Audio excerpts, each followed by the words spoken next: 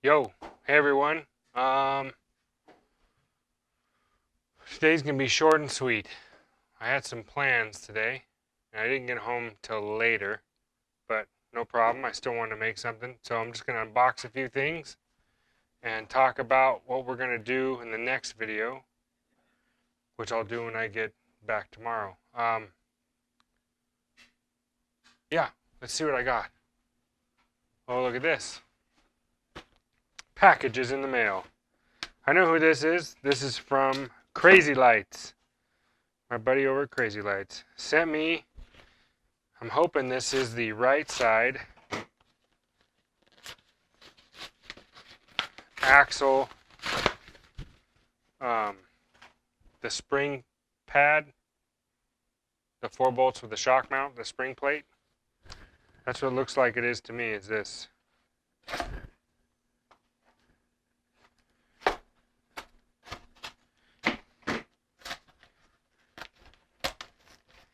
Oh, yeah. Looks like it, looks like it. It is the, let's see. Looks like it might be the right side.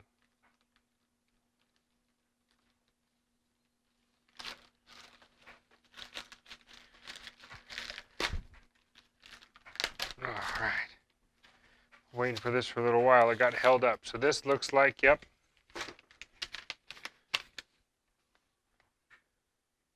Right side. Right side. Right on. Got it. Done. Okay. Now I can actually do the, hold on. Hold, please. Noisy trash. Now I can actually do the rear leaf springs, rear suspension. Yeah. So I got to notch the frame where the rear spring hanger is. My plan is this. I've got the stock shackles that normally would go to the outside of the frame. Since it's already got that pocket and I'm going to build that pocket brace in there, run the leaf spring. Well, the rear leaf spring eye is going to be below the frame. Would normally it'd be about, up about parallel to the top height. They're just flush with the top. So I want it to be a little bit higher than stock in the back. So what I'm going to do is I'm going to take a piece of pipe. I need to measure the shackles actually. Hold a second.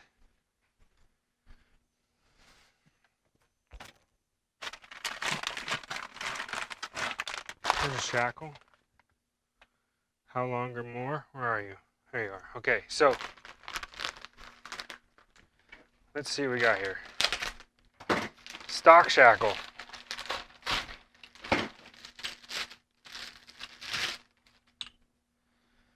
Stock shackle goes in the leaf spring eye. This is the top one.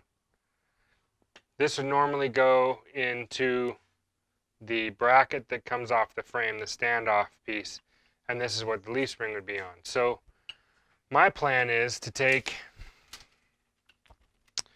a piece of pipe, the same diameter as this, which is, looks like inch and an eighth. Yeah, inch and an eighth pipe. So I know pipe sizes are measured by inside diameter. ID is how you measure pipe. There's Schedule 40, Schedule 80, blah, blah, blah, blah. Those are all ID. I think that's right, ID. And the OD gets thicker as the schedule goes up.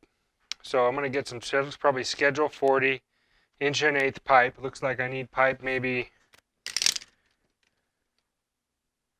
3 inches long. So what I'm going to do is I'm going to cut a hole in the frame with a hole saw, inch and eighth.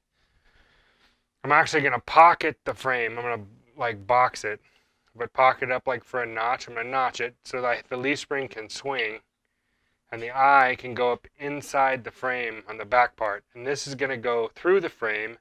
And instead of having like the relocation kits have the tube that sits up top for the top shackle, and they have really long shackles that make it do the same thing on these kits.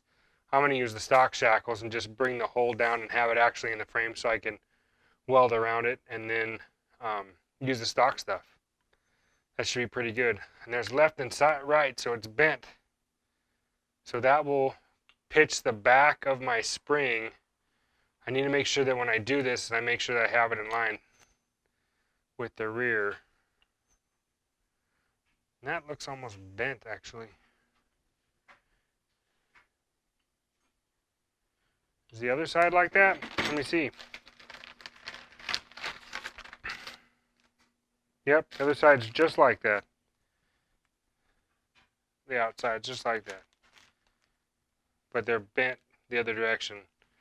This one is back, this one is forward, but they both have that same odd shape to them.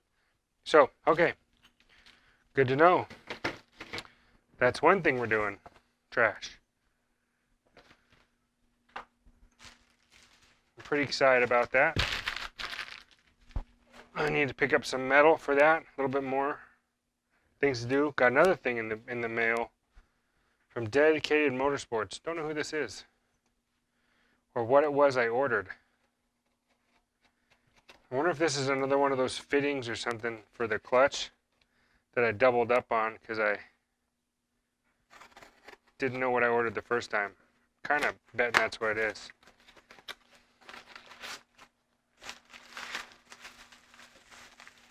And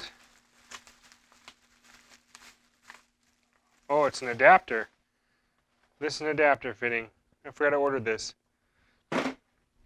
So in case I wanted to run the Dash 3 line, this Dash 4 adapter would have gone on my slave, and then I would have run the Dash 3 line up to the 1/8" pipe fitting that I would have put in if I was going to run the Dash 3. But instead I put an 8. I could do that too. If this line ever goes bad, I have the ability to convert it back to a Dash 3. So yeah, cool. I'll keep this in case I rub a hole in that line on accident. Like I forget to make a bracket. Speaking of which, brackets. I had it in my mind today, and what I wanted to do was the transmission. I wanted to move the shifter, relocate the shifter. That was definitely the plan for today. But I got sidetracked, and that didn't happen.